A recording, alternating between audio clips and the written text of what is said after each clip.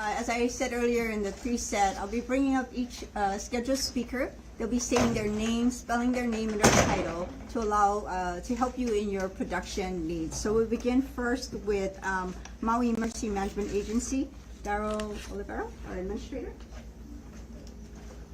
Aloha and good afternoon. Darryl Oliveira, administrator for Maui County Emergency Management. My name is spelled D-A-R-R-Y-L O-L-I-V-E-I-R-A.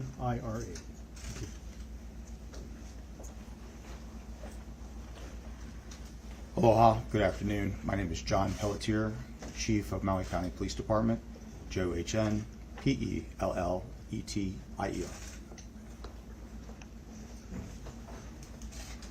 My name is Jeremy Stupnagel, S-T-U-E-L-P-N-A-G-E-L, the coroner's physician, medical examiner.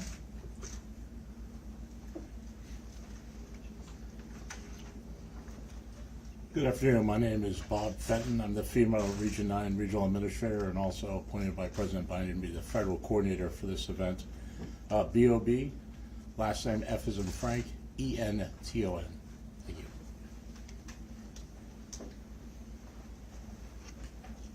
Good afternoon. My name is Steve Kallenhag. I'm EPA's Incident Commander.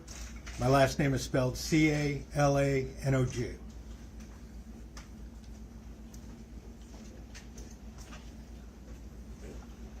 Good afternoon. I'm Lieutenant Colonel Ryan Peavy. I'm the commander for the Honolulu District U.S. Army Corps of Engineers. First name R-Y-A-N, last name P-E-V-E-Y. I'm Mahina Martin, the County of Maui's Chief of Communications Public Affairs. As always, I'll be serving as your moderator. I'll be turning this over to Mayor Bissen in a moment. Following each speaker's prepared remarks, we'll take questions from the media. When you do that and it's time, raise your hand, state your name and your media outlet, and we'll call upon you. Mayor Bissen. Aloha, aloha everyone. First of all, our thoughts and prayers continue to go out to all of our citizens and our residents, their families, especially those who have already been notified, and those that we are attempting to identify. Again, we will do everything we can to continue to locate and identify our people. Just know we're doing everything we can and within our power to do that, just that. We know you all want to and you deserve to return to your properties as well in Lahaina, and that's why we have assembled this group of people that are here today to explain how that will start to happen very shortly. As we carefully make our way through this search phase, we had over 400 trained search personnel and over 40 trained dogs on their teams, and because of that, we were able to accelerate the search, and we can now move on to our next phase. Today, our federal partners, and particularly FEMA, the EPA, the U.S. Army Corps of Engineers, will provide valuable work for our community, again, helping residents and business owners to return to their properties. Combined with county and state efforts, these partners are working with us to ensure that safe conditions of those affected areas take place, that we connect residents and business owners to the federal programs that are out there for assistance, and that these folks are experienced partners in the future work of making our areas safe and re-entry for all of our citizens. Our collaboration with our federal partners will mean that the cost of the recovery will be supported by these agencies. It also means that my teams and I are at the county level will be directly working with them. The county will champion the interests of our community with safety, with cultural and community priorities, and we will drive locally these steps as we move forward. No one in our state has ever experienced the magnitude of this disaster and the degree of tragedy, and therefore, as we move through it, coordination meetings with all county, state, and federal agencies are occurring daily with my team and the folks that, again, you'll be hearing from since day one, and all of their resources are being given and brought to our island. Once this area is deemed safe, there will be specific steps for the residents and the business owners to gain access, and again, we will continue to share that information with you just as soon as we have that. there is a sequence of events that will take place. Again, starting with safety, and that will be explained to you. And with the completion of these search activities, we hope that this will move as quick as possible and that we can get our folks back in there. I do want to thank everyone who've been looking out for each other, all of those folks that have been helping each other in our community. Thank you. Mahalo. Last week, we introduced our interim administrator for the Maui Emergency Management Agency, Darryl Oliveira. Yesterday was his first day on the job. We'd like to invite him back up. He'll be followed by the rest of our Maui team, and then we'll go into our federal partners. Darryl? Thank you. I'd like to just, again, express our pouring of heart for the Maui community and what you've all been through. The other thing I'd like to do is, again, just thank the community for what they've been doing, stepping up and taking care of one another. All of the hubs, the pods, the different organizations out there, the nonprofits, everyone just rallying together to really get the community into a better place. I'd also like to thank the mayor for allowing me the opportunity last week to come on board early, to get to meet the teams, get to engage with the operations that are in place so that today or yesterday when I started officially, we could start running again, that I wouldn't miss a beat and wouldn't cause any pause or hiccup for the operations. I'd like to also acknowledge that, the day I received in the lobby from one of you, one of the media. I've been fortunate in my career to have enjoyed a very positive relationship with the media, a relationship that I feel was really founded on respect and admiration and appreciation for what each of us are trying to do in our roles to take care of the community.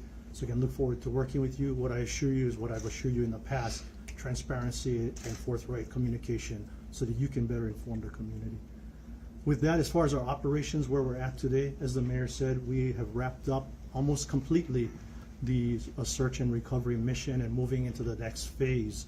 That next phase is with the EPA doing the hazardous waste removal. That piece is critical to ensuring the safe access for everyone else going forward. Every step we take forward is a step with purpose, intent, and sensitivity. We really want to make sure that when we let people in, it is safe.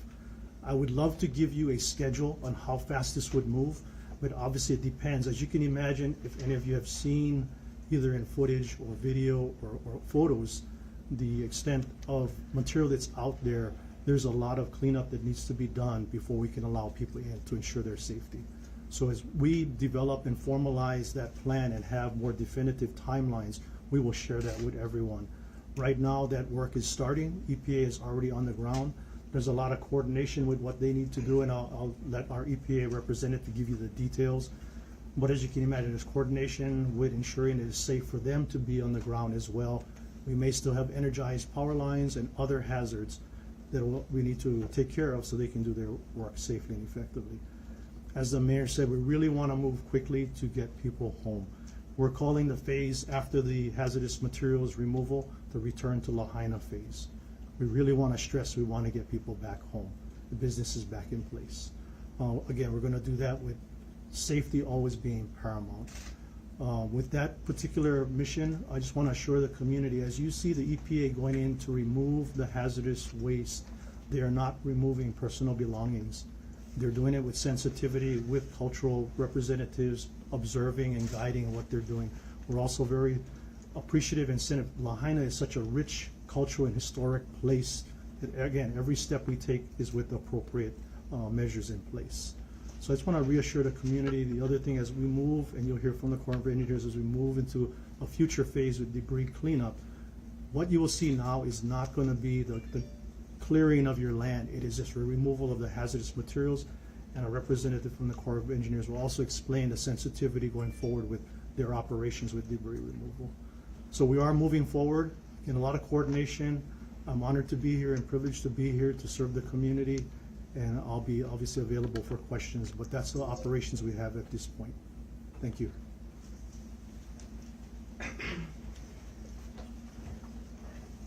Aloha. I said every time, and I'm just not going to stop saying it though, but we absolutely need patience.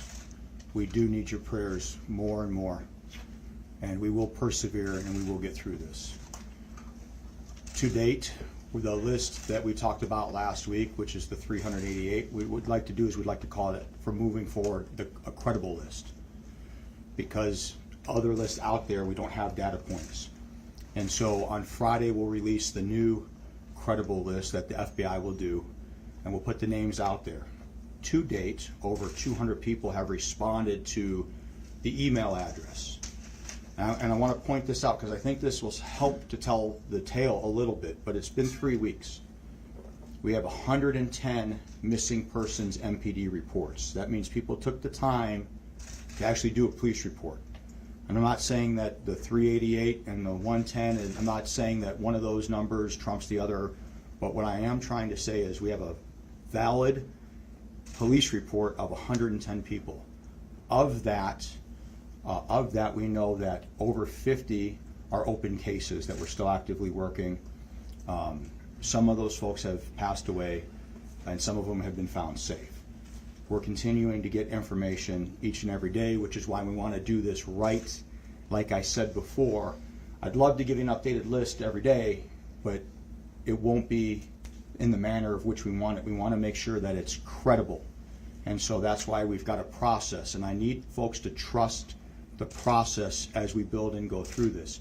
This has never been done before to this scale anywhere.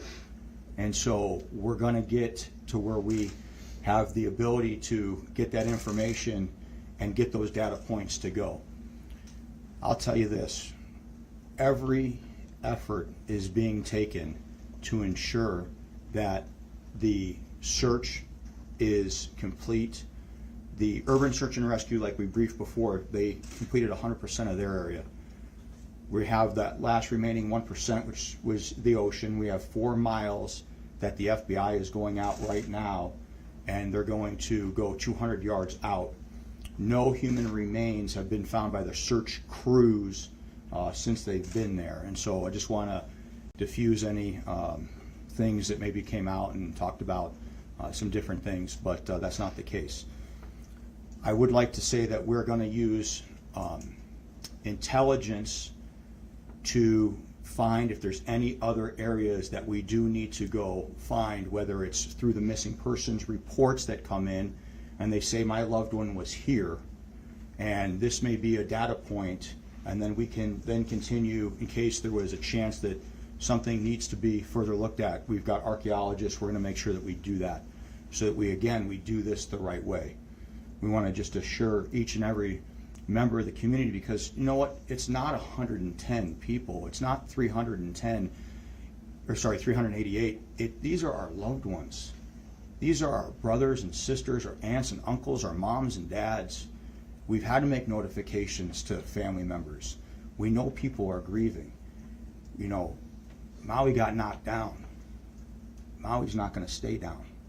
Maui's going to get up, but it's going to take a long time. And that's why we need everybody with us. And I cannot say thank you enough to the incredible work of all the first responders, all of them. And when I say first responders, it's not just people in this uniform or that uniform or that uniform, but there's a lot of people out there that are doing everything above and beyond, and they're answering that call. And I could not be more proud of them. God bless you. Thank you.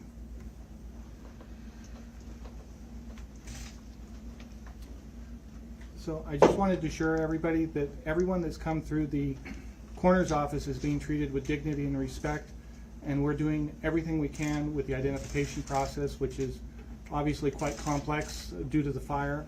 We're also doing everything we can to expedite release of remains in an appropriate fashion, and we'll do everything we can to help mitigate and help with this grieving process with the families and be open and receptive to their needs and be available to them as appropriately needed.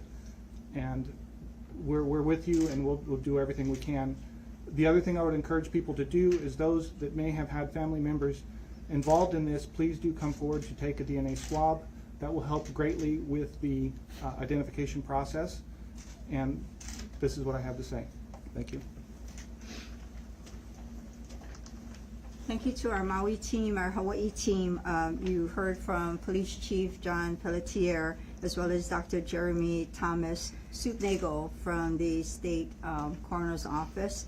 as well as our interim administrator of the Maui Emergency Management Agency, Darryl Oliveira. We'll be inviting up next our partners as we move through the disaster. These are our partners on the federal level. You'll be hearing from Incident Commander Bob Fenton, as well as from EPA Incident Commander Steve Kalanog, and the Honolulu District Commander Lieutenant Colonel Ryan Peavy from the U.S. Army Corps of Engineers. So I'll turn this over to the three gentlemen. Bob? Well, let me first start off with, our prayers with everyone here with Maui. I've been here since the fires occurred, and will continue to be here as long as support is needed from FEMA, and we can help Maui recover from this event. As I said earlier, I'm the Chief Federal Response Coordinator, and my job is to really support the state and local government here. So I'm not in the lead, I'm here to support them, and I do that by bringing multiple federal agencies in here to do that. And there's really three lines of effort that we're heavily focused in right now. The first one, as you heard, is we're just finishing, which was the search and rescue. We had teams start here on August 11th, over 400 search and rescue specialists from FEMA, 40 dogs deployed here. Over 19 states provided those individuals, and their efforts have been exemplary. I participated this Saturday in a transition of all the data and all the information search from our teams to the police chief and his teams. And they serve this community with the highest level of skill and the utmost respect to help the people of Lahaina. And our assistance to the county continues. Federal partners are providing continued assistance. As the coroner was just speaking, we're providing disaster mortuary teams from HHS. We're providing Department of Defense forensic anthropologists to the coroner's office, and many other subject matter experts as they need to continue to work on this area. As the police chief said, the FBI is involved with the investigation part of this, and we will continue to have those individuals support Maui until the job is done. While the urban search and rescue part of the mission is over, the critical comprehensive process of identification will continue, as you've heard, we'll continue to provide robust support to the county in the weeks and months ahead, and we'll all work toward finding all the missing and identify those who lost their lives. With the federal search and rescue complete, federal teams now turn to removing hazardous materials from the impacted area. The Environmental Protection Agency completed nearly all the hazardous material removal in upcountry yesterday and is now starting Lahaina. Teams are removing fuels, solvents, cleaners, paints, other household materials. The EPA will be supported also by the Corps of Engineers, especially in removing asbestos or other threats. The key is to make that area safe, and EPA will speak in much more detail about the hazards there here in a little bit, and they're extensive. Also, we're working to bring in teams to look at the structures. One of the things our search and rescue teams had were engineers on the team that identified many of the walls are very unsafe. Over 2,000 degree temperatures in there. The metals and a lot of the prefab walls have melted and are very dangerous. So we need to go ahead and look at the safety of those structures. And as you heard the county talk about, once that is done and that area is deemed safe, then we could start with re-entry. And the county's working aggressively toward a re-entry plan that will be phased in, that we will support and ensure that the safety of that area is accomplished through removing those hazmats and hazardous materials, identifying those structures. Once that's done, and I might add, once that's done, we will then work with the Corps of Engineers, and we will look at debris removal in that area and removing the debris from that area. But let me just be clear, no debris removal will begin without the permission of the property owner. That's really important.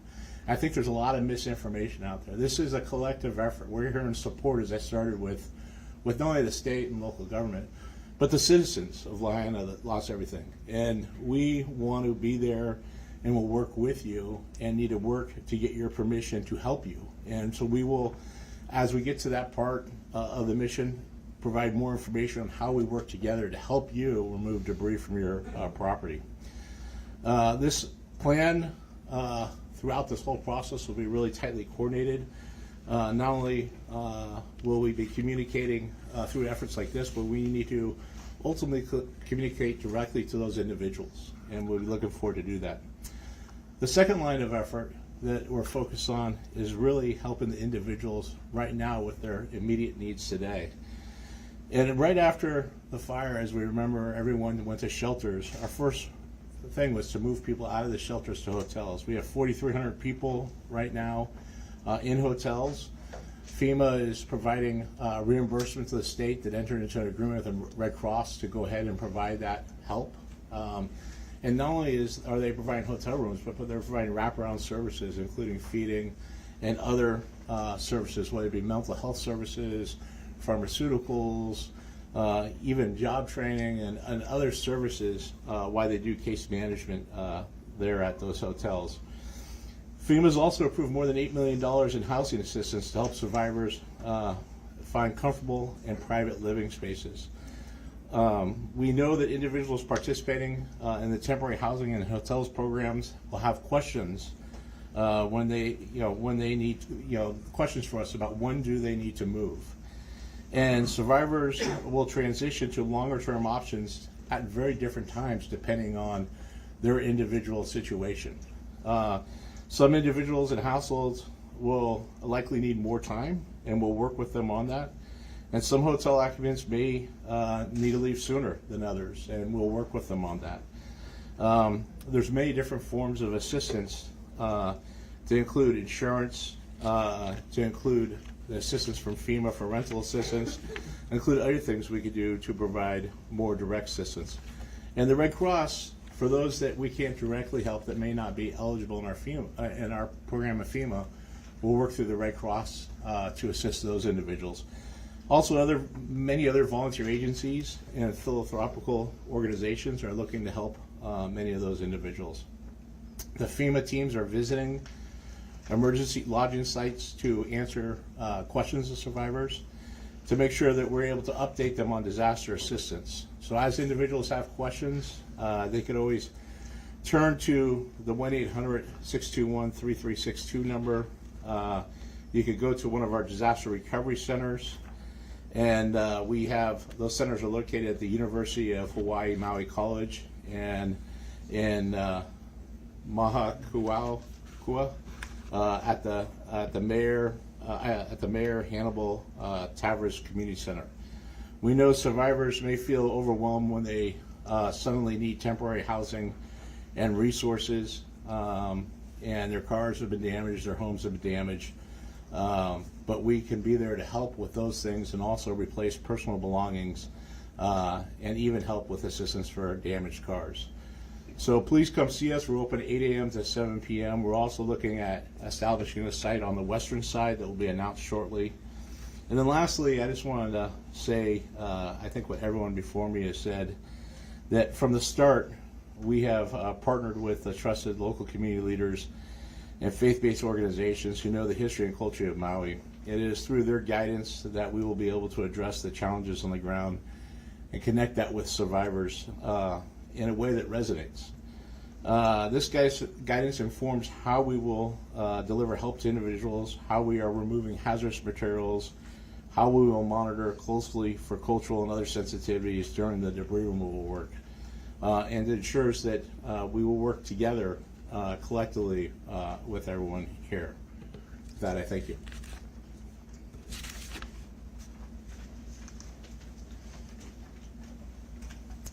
Aloha. Again, my name is Steve Kalinag. I'm leading EPA's Phase 1 Hazardous Materials, Hazardous Waste Removal. This is the first step in the debris removal and recovery mission. First and foremost, this is at no cost to property owners. This is fully funded by federal funding. The Phase 1 household hazardous waste removal involves assessing properties, identifying hazards, and removing them. And those hazards can include compressed gas cylinders, pesticides, fertilizers, ammunition, radiologic devices, and in particular in Lahaina, lithium-ion battery solar battery storage on homes, which there are quite a few. We have a team on island now of about 150 people. About 30% of them are local hires, which we've trained them in hazmat tech certifications. As Bob mentioned, we finished our work up in Kula and Olinda over the weekend and began in Lahaina yesterday. We have 6 hazardous waste recovery teams out there with 3 recon teams, and then we will stand up additional teams in the coming days and weeks. Our intent is to do this work as safely as possible. The conditions out, especially in Lahaina, present a lot of challenges. We're working with the county and the state to go through as quickly and effectively, but ultimately as safely as possible. We all know of the rich and long historic and cultural significance of Lahaina. We've been working since we got here with cultural leaders, archaeologists from Maui and especially from the Lahaina area, and have integrated approximately 25 cultural observers into our teams to ensure that we proceed with caution, with reverence and respect to the Hawaiian history and culture. Lastly, as we process properties, we will be applying a soil tackifier to the ash piles, and this is due largely to the proximity of Lahaina's impacted areas, affected areas to the ocean.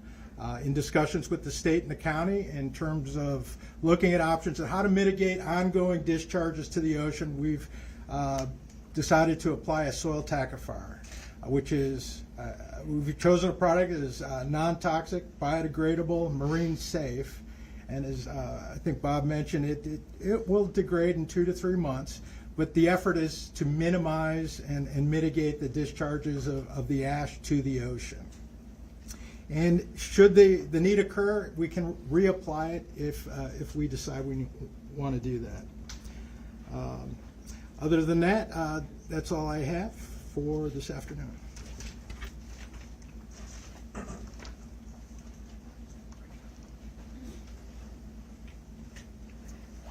Aloha and good afternoon.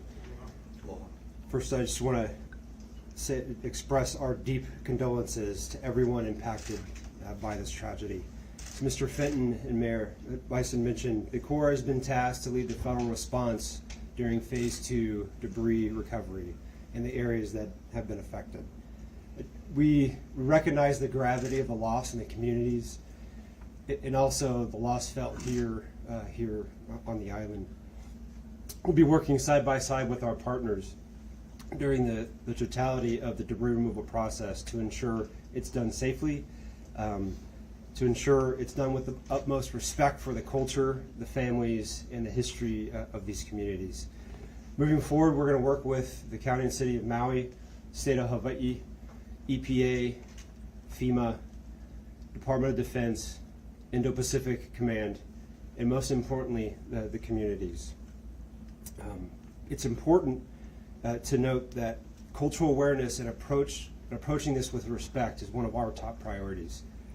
In fact, being part of the Honolulu district, we have employees that live and work in Hawaii.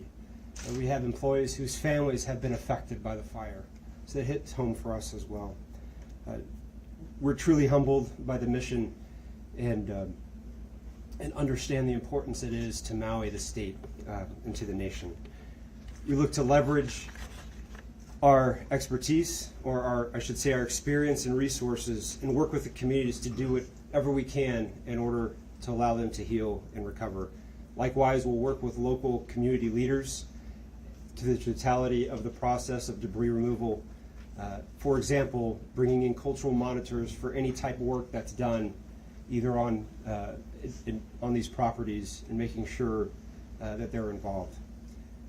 While there are many aspects of this process that are still being developed, such as which contractors will do the work, the status, or what's going to be done with the fire damaged material, where that fire damaged material is going to go, we will not do anything until we have the right cultural protocols, respectful protocols in place to include working with EPA in their phase 1 activities, and also making sure we have written consent from all the property owners.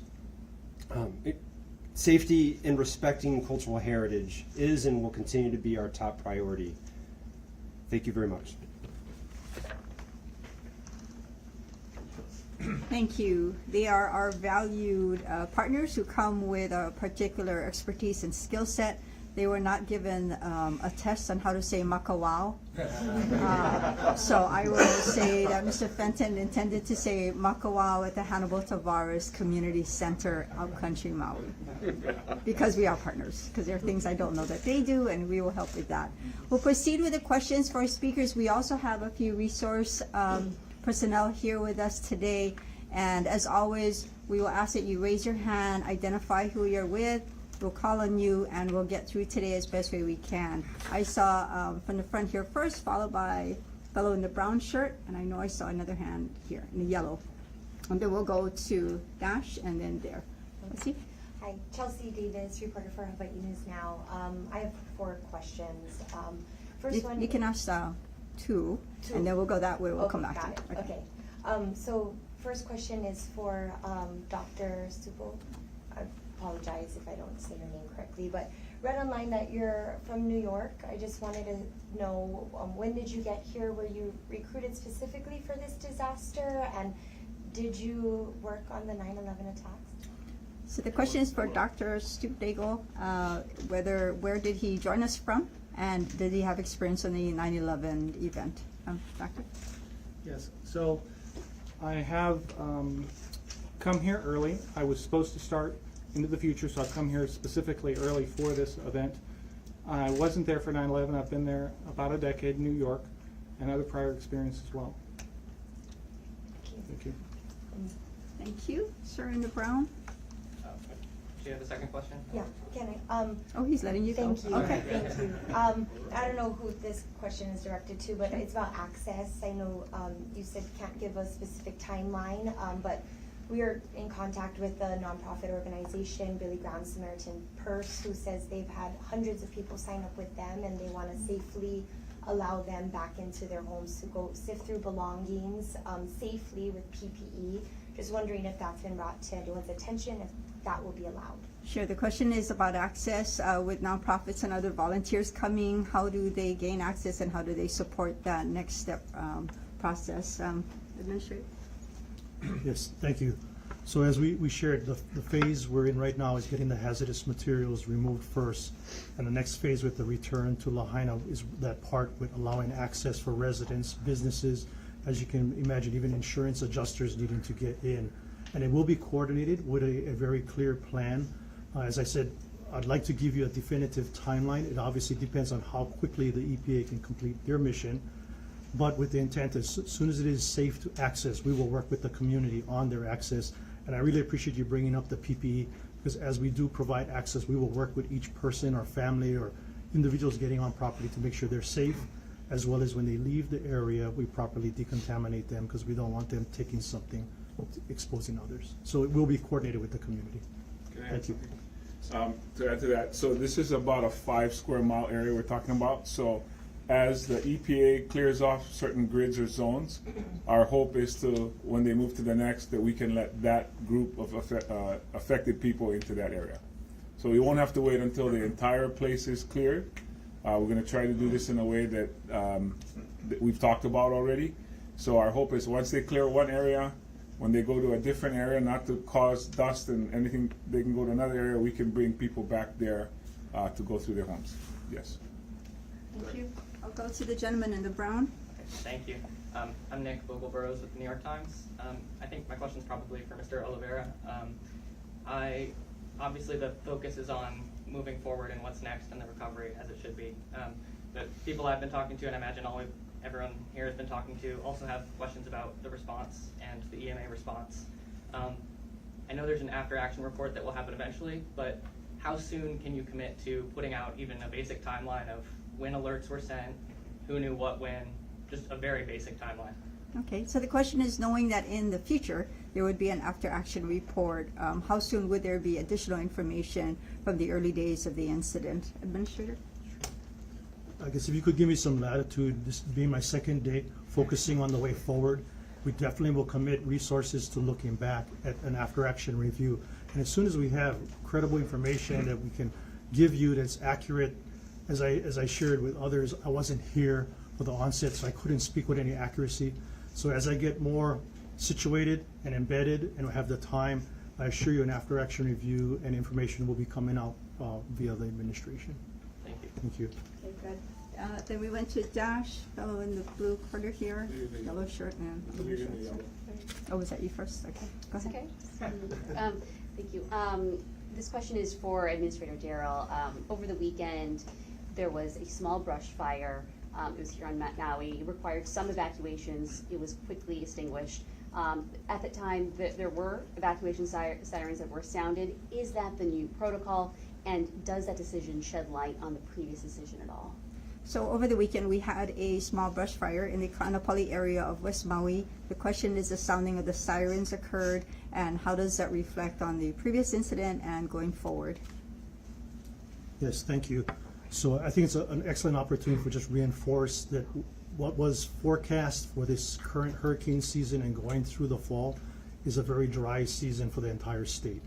Many areas, including here on Maui, will be vulnerable to future fires. Looking for the public's help with preventing that. But to your specific question with the sirens, so we are currently working with General Hara, Haima, the governor's office, the mayor's office, on new protocols for the use of a siren system with warning.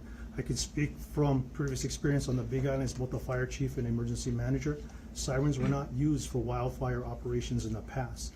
We see tremendous value in incorporating more tools into our arsenal to keep the public aware and get them early warning. And it's going to require your help with a good marketing and education piece. As I said, we haven't used sirens in the past for wildfires. As we go forward, we need to educate the public on what do they need to do when a siren sounds. And that includes our visitor population that will be unfamiliar as well. So looking forward to working with you, but specifically we are looking at changing systems to improve how we notify the public. Yes. And if I may, just one quick follow-up, one quick second question, actually. There was one person who said that there were 4,300 people who moved from shelters to hotels. We're hearing this concern from a lot of people that we've met that there are not a lot of tourists who are here at the moment and concerned that there won't be in future weeks. What is your message to people on the continent who are concerned that maybe hearing these numbers, that so many people are in hotels, maybe fearing coming here? What is your message to them? Okay, so the question is for those who are concerned about travel to Maui during this incident. What is our message to those? I'll turn it over to Mayor Bissen, and I failed to ask for your name and your media Oh, outlet. sorry, it's Zoreen Shah with ABC Network News. Thank you. Mayor? Thank you for that question. We are working with groups. What we want to do is return jobs to our people. And I'm sure if you've spoken to people, they've talked to you about that. There's a lot of concern about how people will be, moving forward. So we stress that West Maui is not currently the place for people to go, but the rest of Maui is open. In fact, the entire state of Hawaii is open. And I think there might have been a misunderstanding early on in this that I'm not sure how familiar people are with geography in our state of Hawaii, but every island is safe to come to visit. And of course, parts of Maui are not currently, and that's what we consider our west side. We'll work on a plan on how we will get to that in the future. That's not something we're gonna deal with right now. But South Maui, I'm not sure where everybody here is staying, but you probably can be our best witnesses to this, letting the rest of the world know that other parts of Maui are open and available.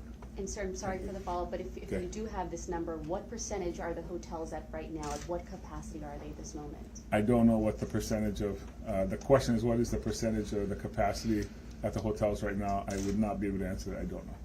Thank you.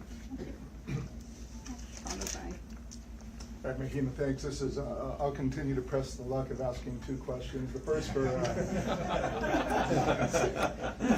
first for Mayor and Darryl. It's good to see you, my friend. There's a red flag warning as early as tomorrow, Thursday, Friday, fire warning. What, if anything, is being done to alert the people immediately, because this is something that we may be facing again in the next 24 to 48 hours, dry, hot winds. And the second question for you, I guess you could both talk to that, is Mayor, any response to Hiko's comment that the power lines were de-energized prior to the afternoon fire on the 8th?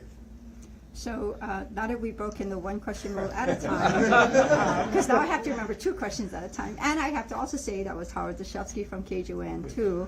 The question is the red flag warning, and we are deferring all Hawaiian Electric questions to our outside counsel. So Assume that on question two. I'll speak to the first question. So messaging already started. National Weather Service did an excellent, I want to say, public information release explaining the difference between the watch and going into the red flag warning coming up later.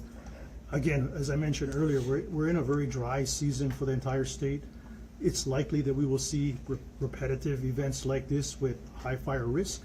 So again, need the public's cooperation with, again, no outdoor burning kind of activities.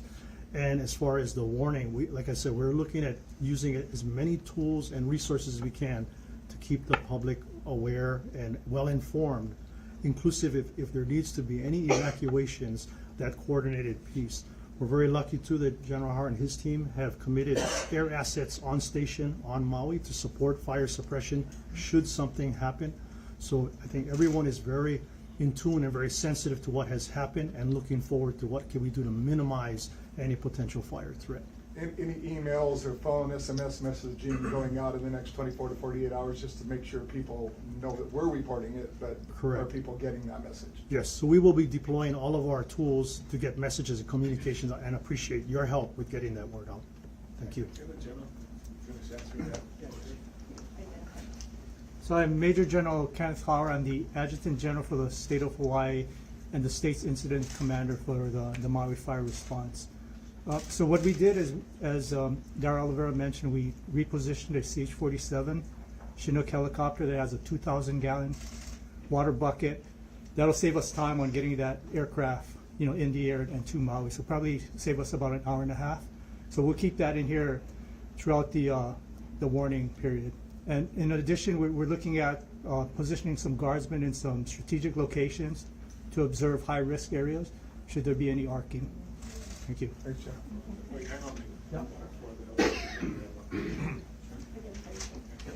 Aloha, Fire Chief Brad Ventura. To add to that, we're also, for this upcoming warning, we're upstaffing resources on both the west side as well as the Central Valley side. We do have one helicopter contracted with us that's available from sunup to sundown should the weather permit. And that company also has additional helicopters available for us if we need additional helicopters. So if the winds are sufficient enough to fly, then we'll continue to fight fire that way, as we did in Kaanapali just a couple days ago. Thank you. So General Howard, going to have one follow-up to Howard's question. So in addition to that one CH-47 that we repositioned here on Maui, there's an additional Hawaii National Guard CH-47 on standby, and then more helicopters from the 25th Combat Aviation Brigade active duty on standby. And that's for the entire state, not just Maui. Thank you. Okay, so I'm going to continue where I left off. Sir, right here in the blue, followed by sitting there, and then fellow in the aloha shirt. Then we'll move over to this way before they throw a water balloon at me, because they're all here. I also have two questions. John, why not? With CBS News. The first question is for Mayor Bissen. I know, and you know this, your office has come under a lot of criticism from residents. You are the highest ranking official here on the island. As part of your job, you have to communicate with the state for backup in the event of emergency. Major Hara has revealed that he did not know, his team did not know there were deaths until the following morning. If the buck stops with your office, how is that possible?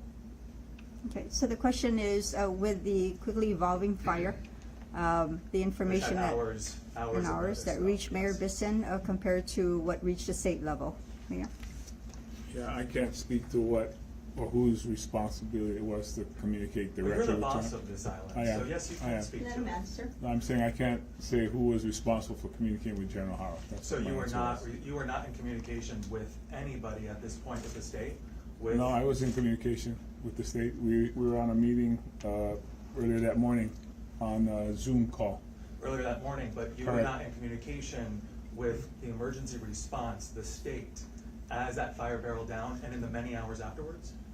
Well, first of all, when you say that fire, which one are you talking about? We had three Exactly. going on at Well, the there same were, time, there were so. two in Lahaina, the first one, and that grew into the second one, but I'm specifically talking about that time period where hospitals were packed, social media showed the fire, showed people running for their lives, and yet. Well, I your wasn't time on in your social office was media, not so in I can't speak, communication. first of all, I'm not gonna speak to social media. I wasn't on social media.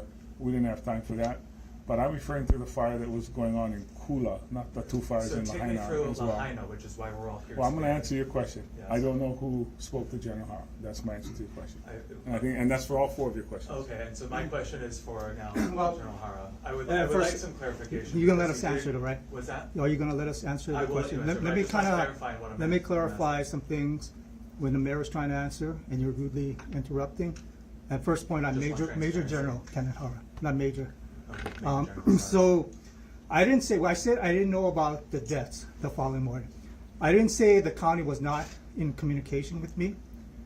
We're looking at whatever response the state could do, but because of the winds, we couldn't start our helicopters and we couldn't launch them in commitment. We're ready. We're ready to go. So the narrative you're pushing is not totally accurate. Don't you think, it's not narrative, don't you think it was important for your agency to know about the deaths 12 hours later? I don't think I could have done anything about that. You don't think there was any way that people could have been mobilized to maybe help prevent? We don't know how many other people maybe died waiting for a response. You don't think there's anything your agency or I the don't, local agency I could personally, have I don't think so with the time, at the rate Okay. that the fire spread. But I talked about this previously, is 60 to 85 miles per hour. You think about that. That's a mile a minute. In the last. And even the fire department that was there on the ground that almost perished, didn't know how deadly it was and how quickly it's Except going to many of them spread. had been Let me dispatched. finish, brother.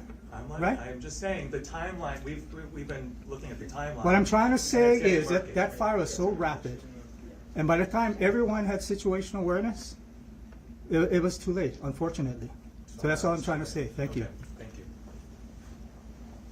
So I appreciate the non-debate I just come with aloha and questions. transparency. I think we are doing our best, and you know that we are, we will get our way through that, so I'll ask you for that continued. Okay, okay, now I totally lost my, The lady in the front and the gentleman in the back. in the back, and then we're gonna go over there. Yeah. Yeah? Thank you. Brittany Light from Civil Beat. This question is for Dr. Stoop-Nagel. Hope I'm saying your name right. Could you speak in detail about the identification process and where it stands at this point? Have you received enough DNA swabs from folks? Is that holding up IDing in any way? And as the hazmat phase of recovery begins, do you expect remains to still be found? Okay, so the question is for Dr. Stoop-Nagel, in terms of the process, if he could identify a little bit more information, and as the hazmat process begins and makes its way, what happens with additional remains if they're found? Doctor? Thank you for the question. So we are still in need of DNA samples from families, and that is hindering our identification process for sure. So that's something we definitely need.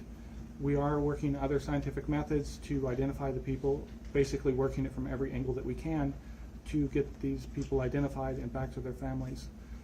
Now, as far as remains that may be out there, there's the potential for some, and if they do come, we'll be ready to receive them and do what we need to do to get those people identified and back to their families. So we're up and ready to receive.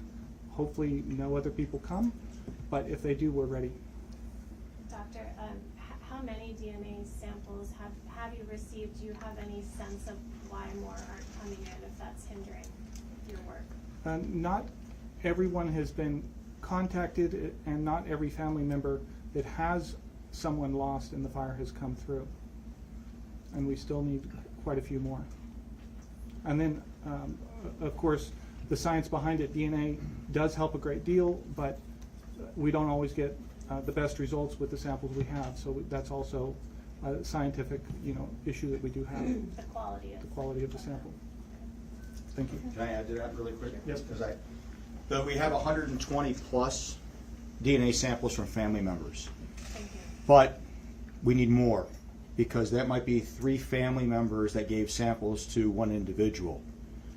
And we've got 110 DNA samples from those that we've recovered. And so we're trying to make matches and do different things. And so if there's a message that you guys can get out there, because this is a one team, one fight thing. And I think that's so important. It's not just one team meaning us. It's one team meaning all of us. And that means you, the members of the media. Whether you understand that or not, it's part of, you're part of the Ohana that's going through this, whether you understand that or not. And so you can throw aloha out, but if you don't feel it and mean it, we all here know it. And so the reason I say that is we need your help. Man, we need your help, because we got to get out there and say, please, if you have somebody that you know is missing, file that report and get that swab and help us get these folks the respect and dignity that they so greatly deserve. Thank you. You want to know where you get DNA samples, the Family Assistance Center? Oh, sorry. Yeah, the Family Assistance Center. If in doubt, Family Assistance Center. Our partnerships with the FBI. We can get samples from anybody on any state and any country, and we've got those coming in. And so if you think you have somebody that's affected that is unaccounted for, make that notification and we will follow up. I will say that our Family Assistance Center is reporting about 150 to 200 visits to the center at the Hyatt Hotel in Kaanapali. The DNA submittals are not coming in at the volume, and it could simply be that folks are holding back, unsure, not prepared. So we do encourage anyone with missing loved ones, unaccounted for loved ones, please go there and submit a DNA. Sir, you've been waiting patiently in the back there. Oh, hi, Peter Boylan with the Honolulu Star Advertiser. Attorney General Lopez was on the ground for about 48 hours, the governor was saying recently, and this is for anybody from the county. Between her investigation and the Department of Justice's probe, how many county officials have been interviewed so far? I don't know if that's being run through the Corporation Counsel. Have any of you guys been interviewed by either state or federal investigators? No, I don't believe so. No? So we're unprepared to respond to that. Thank you, Peter. No, you have the not, question or is, has any county officials Yes. been involved to date with any of the questions from State Attorney General's? Right, have they been interviewed as a part of either the state probe or the U.S. Department of Justice probe? No, not Okay, to our knowledge. So no, okay, Thank you, Peter. Thank you. Sir, you've been waiting. Thank you. Jeremy Lee, KI TV. This is a question for Chiefs Ventura and Chief Pelletier. In regards to the aid, Chief Ventura, you commented that there was communication that was constant from the people on the ground to emergency management. The people of West Maui have been submitting video. I have now a video at 2:42 p.m. of Engine 11, which would be Napili, racing past the Lahaina Gateway. The question is, we talk about vertical communication. What kind of horizontal communication in the key hours of 3 p.m. and 4 p.m. was ongoing between command and control of police and fire, that being whoever was in your stead at that time? The question is, what kind of communication between our fire department and our police department occurred in the early stages of the Lahaina fire? Particularly the hours of 3 and 4 p.m. Between 3 and 4 p.m. Chief? Or sorry, 3 and 5 p.m., the 3 and 4 p.m. hours. So we share the same dispatch center, both police and fire here. So all of our information goes to the same location so that it can be quickly sent out to the other organization. The Engine 11 and the Napili truck that you're talking about was being assigned to another incident and then got canceled. So that's why they were in that area when the 3 p.m. fire started. Throughout the initial 2 hours you're asking about, our radio communications stood up to a lot of the weather and systems that were failing around this. Cell phone service was an issue for everybody, including us, but our radio communications continue to work as normal and with our command structures we planned. Just to follow up, was there a time that you realized you were not dealing with a brush fire, but you were dealing with an inferno that was threatening the town? Yeah, certainly. The question is, when did we realize we were dealing with more of an inferno than a brush fire? That didn't take but about 25 minutes for our commanders to transition from the field fire they were in into the houses and start evacuating people over the radio. So it was pretty quick. And that would be between 3:30 p.m. and 4 p.m., is it about? I don't want to give you a number, but it was quick early on in the incident. Thank you. Thanks. Okay, thank you. Going here, there, and then followed by the purple shirt. Yes, Tammy Clark from Maui now. My first question is, I'm assuming that a lot of the missing people are already found, but they're just not identified. Would that be fair to say? They're on the missing persons list, but they don't know who they are, right? Their remains are not identified yet. So that would kind of lower the number, maybe the total number. But that being said, will there be a process if somebody thinks, oh, my loved one is definitely in that house, and there is a way to say there was somebody found there Yes. or not found there, and is there another process that you can do to further, try to find the Darwin list? So the question again is reconciling the list of unaccounted for individuals with those who may actually be accounted for and safe, and how do we clear that list? Chief Pelletier. Great question. I'm gonna get to it. I'm just gonna kind of piggyback. The radio system worked on that other thing, and a lot of questions come up with this after action. I know we had another one. We're 21 days in. We're still actively trying to get through this. We're talking about a plan. There's gonna be more after actions on this than have ever been done in the state of Hawaii. I can assure you of that. We're gonna do internal ones our own self, and I will share that with every police agency in the world. Okay, so I say that because we want to get all the answers right too. Because there are some incredible stories, and so we look at these things and we're trying to figure it out. And I just saw a video for the first time yesterday of an officer running into the coffee bean, and actually people were sheltered in place, and they pulled them out and they got them into safety. And the vehicles that were following them, they turned around, got them, and made sure that they were okay. And all this while it was extremely dangerous. And so there's incredible stories out there, and we haven't even had a chance to dig in that because we're still in the middle of it. And I know everybody wants to know that. We're going to get there. Reference the question on the missing and the numbers. What we've labeled the MIT, the Morgue Identification Notification Task Force. The reason it's task force is because it's joint resources. So when you have like the military and law enforcement, it becomes a task force, or the feds, right? So that's why we call it that way. What we want to do is we want to get that report. And the reason why that missing persons report is so incredibly valuable is now we've got the information. So after we released the credible list of the 388, we actually got an email from a lady from New Zealand, and she circled where her father was known to be at on a map. She sent a photo of the individual, gave all the pertinent information that we could have. That's the kind of stuff that we need to get. And so the more data we get, the better. And as we get to the numbers and we get to these identifiers, so we have a little bit over 50, I think it's 53 of the recoveries we've made identifications. 45 we notified the family, so we've still got some, but we still have a lot of work to do. And so the more information we can get, the better. Eventually, we'll get to a reconciliation.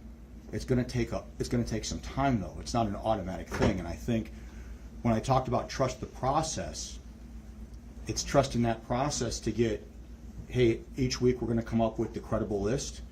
We're going to continue to push out the names that we've got so that you guys can have that. Because again, I mean, these are people that, oh my goodness, it's their families. It's everything, and it's right there, and now it's publicized. And so, the more we get that, the better we're going to get there. And that's why in the Mint we have investigators. We have it's not just MPD, but it's also FBI. It's also Honolulu PD. It's also, we've got folks from Big Island that are assisting at the perimeter. And we're doing data scrubs, and so, I guess we're drilling down. If I say scrub, I think we're washing something away. We're drilling down into the particulars to find out. Yesterday we were at 112 unaccounted for reports. We're at 110. Why? Different people reported the same person and used different monikers, different nicknames. But once we drilled down and realized it was the same person, we could merge those reports. is there any way to, if somebody really believes that their loved one was in a particular house or something, that can go back, like an anthropologist or some of people that? And so when I was talking about earlier with the intelligence component on the investigation, that's what we're looking at. And so when we get the information, we have anthropologists at the Mint, we can go back and we can make sure that if there was something that, we know that urban search and rescue are the best. We know I showed you the map, they hit everything. We have data points for all that. But we're not gonna sit here and say that if there's any way we can do more, we're gonna do everything we can to do the most we can do. You know, there's nothing is perfect, but we're gonna try our damnedest to be as perfect as we can in our response. And we're gonna do it right. Thank you, Chief. We're gonna go to the purple and then the plaster in the middle. Hi, thanks. Ping Huang, National Public Radio, and I also have 2 questions. The first one is about the new phase of hazardous waste removal that you're announcing today. Can you help us sort of understand what that entails? You know, will it look like bulldozers coming into the site? How are you going to get permission from people, especially if, you know, they're no longer living? And is there any sort of concern that might stir up toxic ash in the site that might make the air unsafe to breathe? Okay, sure. The question is about the actual process for hazardous removal, what type of equipment is involved, and how to prevent ashes from being impacted as that work is being done. Sir? Thank you. Again, so household hazardous waste removal or hazardous waste removal is a light touch. We don't use heavy equipment generally. Our team, a task force, is comprised of about 8 to 10 people. We have an assessment team that goes in with all kinds of monitoring gear, looking for volatile organic compounds or radiation or things like that. And then the removal team comes in and fully dressed in PPE, Tyvek respirators, boots and gloves and what have you. They are pulling out by hand the hazardous materials that they identify. It's a light touch. We endeavor not to raise a lot of dust and fugitive emissions, if you will. And then with regards to access, the State Attorney General's office issued a emergency declaration early on, which because of and cited a public emergency, which granted us access to the individual properties.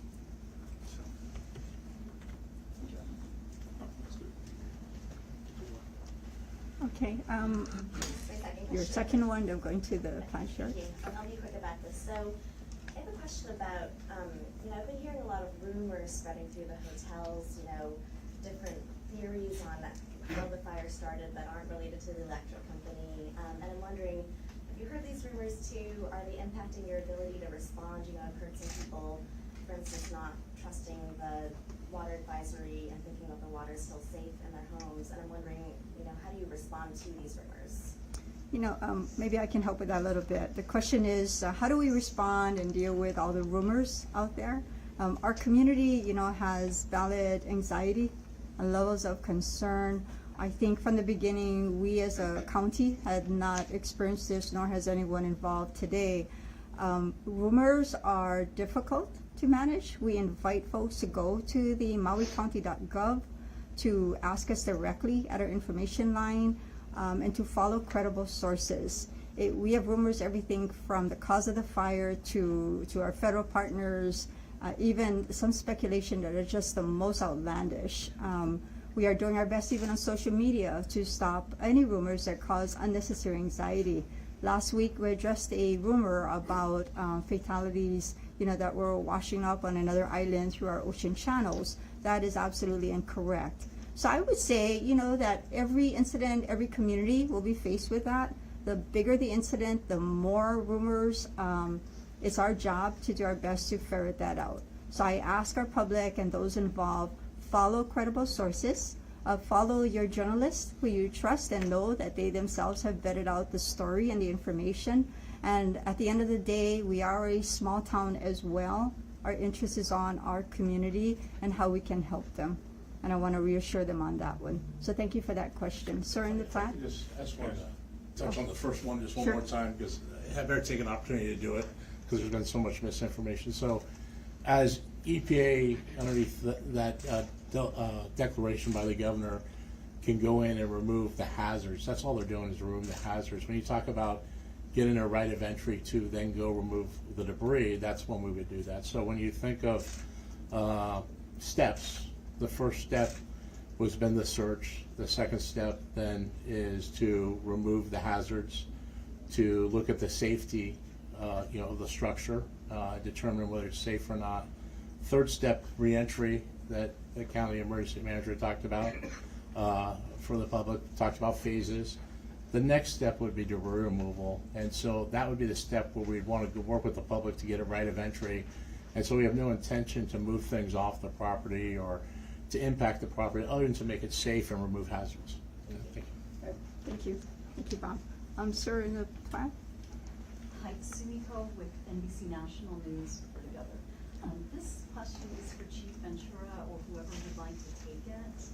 What, if any, comment can you make about Hawaiian Electric's claim that there were two separate fires, but specifically that the second fire happened after it de-energized? So I just want to make it clear to everyone, we are not taking Hawaiian Electric related questions today. Oh yeah, I'm sorry. The question is about the Hawaiian Electric statement about de-energizing their lines. So I just want to make it clear to all journalists here, we are not taking questions related to the litigation in motion right now. So we'll defer those as we release to media to continue to our outside counsel. Thank you. Okay, sorry. Was that your question? Yeah, okay. Shivo, and then back to Chelsea. Yeah, thank you. I have a pocket full of questions. We'll give you two because some of somebody which are started full of blame and finger pointing, but I'm going to pull those back. I would like to ask about the hazardous removal, and you've been very clear about just removing the hazards. What about the levels of ash and all of the other stuff that comes next? Considering it is such an old and historic town, do you expect to find, evidence and be careful with the original town that was there? So the question is, given the historic nature and the devastation in Lahaina, how careful will we be and how will that be handled? Okay, thank you for the question. So our hazardous waste, hazardous materials removal activities is quick. So we're looking easily identifiable, easily removable hazardous materials is what we're after. And so with regards to asbestos, we're going to look for and remove big pieces of asbestos containing material. What's in the ash will largely then be addressed by the next phase. Do you want to talk about even like the hazards and batteries, not hazardous? Okay, just sure. to kind of explain to them how hazardous that area is. The batteries? Yeah, batteries. Okay, so lithium-ion batteries, which I had mentioned before, which are energy storage and largely associated with solar power systems. There are a lot. And once they become, as in the battery industry, once they become insulted, impacted, they become very unstable. Fire departments, EPA, and other state hazmat agencies, we treat them like unexploded ordnance. And we have to handle them with great care. And so that the removal of them, the transportation and final disposition is a very sophisticated process that we need to take great care in planning for. Thanks. As mentioned for phase two, probably just kind of go over a little bit what a debris mission is. And as stated before, we're working at those details right now. But for us, for the Corps of Engineers, we're in the planning phase as EPA does its process. When we get to the physical removal of the debris, what we do is we first get the rights of entry, as Mr. Fenton had stated. I think it's good to note that in the process between when EPA does, probably when EPA it's determined by the county, that residents will be allowed to go in and sift for personal effects. So the Corps is not in charge of that. We're actually part of that process, just to make sure we're doing that respectfully. Once we scope and the contractors come in, there's two types of debris. There's fire damage material, or hazardous or unhazardous. The unhazardous, to include probably metal and concrete, if determined to be removed, will can be recycled on island or sent to the landfill. The hazardous part is the one that we would specially package and then figure out final disposition. The plans for maybe a TDSR site or temporary debris reduction site or the final disposition, we're working with the partners right now to figure that piece out.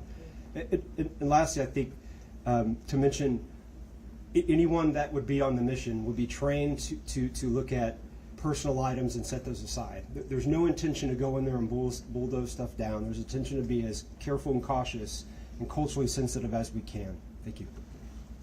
I don't push that, Chief, and I think it was said earlier, but just to remind everyone, there are cultural monitors embedded in each of these teams, whichever, whether it's EPA, debris removal. So if someone is unfamiliar with Lahaina town, or unfamiliar with an artifact, or unfamiliar with something they come across, there will be people there to help identify that, and that's the entire reason they're there, is to make sure something's not overlooked, by accident. They actually have the authority to stop work. I was just going to mention that they have the authority to stop work if required. So they do have the authority. Then there's one with each heavy piece of equipment to ensure that we treat every site with dignity. Thank you, Chivo. We'll go back to Chelsea in print. Simple question. Who was calling the shots for Maui Emergency Management Agency that day? The question is, who is calling the shots? Who is in charge of Maui Emergency Management Agency that day? Mayor. Why? Mayor? That's right. I'm not sure who was in charge. I think Herman Andaya was still in charge. He just wasn't present. He was in contact with his team, I guess by phone. I don't know exactly how. But he was still the emergency manager for us then. Where were So I don't know. I was sitting there in the room. EOC. Yeah, we started with a FaceTime or a Zoom call. I guess a Zoom call. Okay, okay, Blue Jeans. We were on a screen and we were in communication with the Honolulu folks that were being briefed on what was happening. But I don't know what the chain of command was between that, so. What time are you referring to? What time of day are you referring to? The morning. Yeah, I don't know what hour it was. It was the morning. On Tuesday morning? It was Tuesday morning because we were battling the cooler fire. The cooler fire started just around midnight. So the EOC was stood up. And if you It was can, already- I'm sorry, I'm a little new to this. If you Okay. can just take us through the TikTok of Tuesday, like when did you learn? Yeah, I don't have that? all of that for you. Yeah, I don't have all of that for you. But And if I may ask another follow-up to Administrator Darryl, essentially I didn't hear you say a yes to the question about the sirens. You said you're looking to deploy tools, you're looking for the public's help. So the answer right now, it seems like it's not a yes. Sounds like your goal is to get it to a yes. Is that correct? So clarifying with Administrator Oliveira about getting to a goal of using sirens going forward. Yes, since coming on board, and again, second day, as recent as this morning, a meeting was with the HIEMA director, myself, and all of the emergency managers across the state to discuss the process by which sirens will be used, not just here in Maui, but across the state for the purposes of all hazards, to include wildfire. We want to be assured that the message is consistent across all communities. And as an example, Maui County lost some of its physical hardware with sirens in the fire. We are working with a vendor to provide temporary portable sirens to close gaps. Because as I mentioned earlier, in addition to the wildfires, we're still vulnerable to tsunamis and other events. We want to make sure our coastal communities and all communities have the resources to stay informed. So yes, sirens will be used in the future, and once we have the process, that will be communicated to the public so they'll know what's their role when we sound a siren. What should they do? What is the timeline for something like that? I want to say the process is being vetted as we speak. It'll be, again, circulated with the mayors and with the governor to get their okay. But I think we have set the foundation for that, and it's ready to be shared with the executives. So are we thinking weeks or months? I'm thinking days. Now, the hardware, as I said, needs to be acquired, but as far as process, as you heard on Saturday, sirens were deployed for the fire that occurred on Saturday. So we're already seeing the change take place. I'm speaking more to the codified process that everyone will then see in writing and be communicated to the public. Thank you, Administrator. So I know that I had promised to go to the dark the dark brown shirt. We are at the hour and 15-minute stretch. I allowed you to jump in a little bit. Sorry. Thank you. Again, but I think it's a bright yellow shirt. We just kind of notice it quicker. I have been looking at you, and I know we missed one reporter who has not asked a question at all. So the black shirt there, and that will be a last one for today, sir. Okay. I asked one question earlier, so maybe I get my second now. Yeah, it's your second. Thank you guys so much, and I won't interrupt, but I do think it's important to answer this just as directly as possible. Mayor, when did you learn that people had perished in this fire? And what was the communication breakdown that delayed that message from, obviously firefighters on the ground knew that was happening, they knew the level of destruction. Where was the breakdown that led to you not knowing for longer than you should have? I do want to just comment on that line of question and those type of questions. As Chief has said, we're still in the process of the response. There will be an analysis, a review of the early days and the hours following and the days and weeks. Speculating or guessing the hour and minute by minute blow here at the podium will not be correct, but we would like to have accurate information available. So I'm not denying that. I will tell you though, speculating is really not a good thing for us right now. So, Mayor, did you want to offer anything? No, that's our answer. And I apologize, I don't mean to speculate, but I'm wondering when that happened. Can you tell us? We're not going to guess right off of the microphone today. I'm sorry. Yeah. Last question to, yes, go ahead. Hi, Marisa Peñalosa with NPR. We've been meeting with people whose homes are still standing. They didn't burn down, but they're damaged, right? And I wonder if you have assessed the number of such homes. So the question is, with homes that are damaged but still structurally looking as if they're standing, do we know the volume, the number of those in existence today? Administrator? And I apologize, I don't have a number. What I can tell you is that the county building officials, our DPW department, will be working together with the other organizations to do structural assessments to make sure those buildings are still safe. And if people need assistance with repair and recovery, to work together with them. So I might be able to give you a number at a future date, which I'll work on. But at this point, I don't have a number on specific to the number of homes that are damaged but still habitable. How about power? When do you think it would be restored? Because people are ready to move in, regardless of Right. you know, whether they know if their homes are structurally safe and sound. But they say that if they could have water and power, they would immediately move back in. Do you know when that would happen? So the question is the restoration of power, water, and wastewater. That is a very coordinated effort taking place between obviously the utility companies, the county, et cetera. Each one of those maybe is codependent on the other. Wastewater and water is dependent on power as well. So it is a coordinated, but I want to stress the safety element first and foremost. As I shared earlier, the EPA is trying to get into the hazardous waste and hazardous material removal. If we energize certain areas, that puts their teams at risk and can't complete. We definitely are very sensitive to if we can restore power, water, and wastewater for community members that are in structures that may be habitable. That's our goal, to do that as soon as possible. I'd like to give you time frames, but it's a lot of coordination taking place right now. And if I do have time frames, I will share that as soon as possible. Thank you, everybody. We've been at it for about an hour, 15 minutes. I appreciate it. Our aloha to you. We'll see you again soon. Thank you. Thank you, Mayor. You just know if anybody has asked ECO or communicated with ECO about maybe depowering lines in the next couple of days based on any wind thresholds.